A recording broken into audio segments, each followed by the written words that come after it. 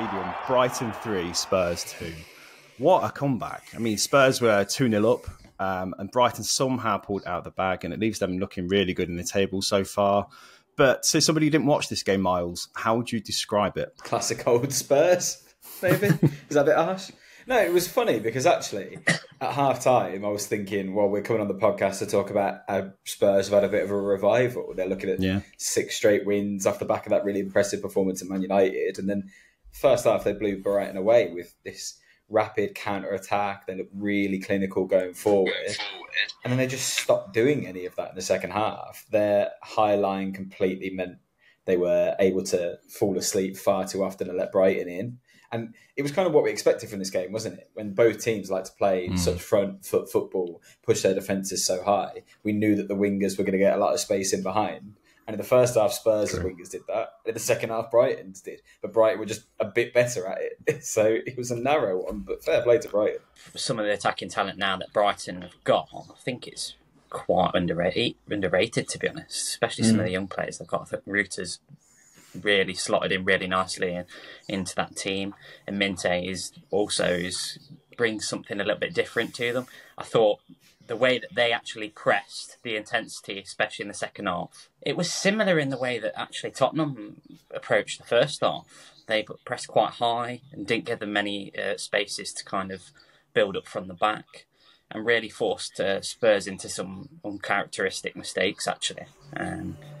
And obviously, when they got that goal, it really gave them that confidence to then go on.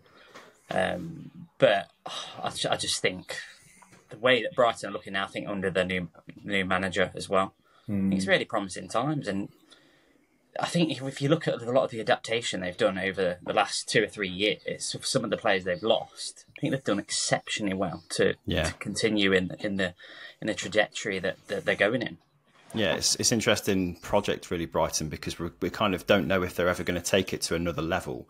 And by other level, I guess I mean sort of top 6 in European football, because they've always kind of got to that level and lost players or lost coaches.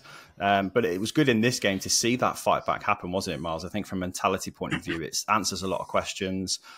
As Dave was alluding to, Spurs didn't help themselves really. Udogie should have done better for the first goal to get Brighton back into the game.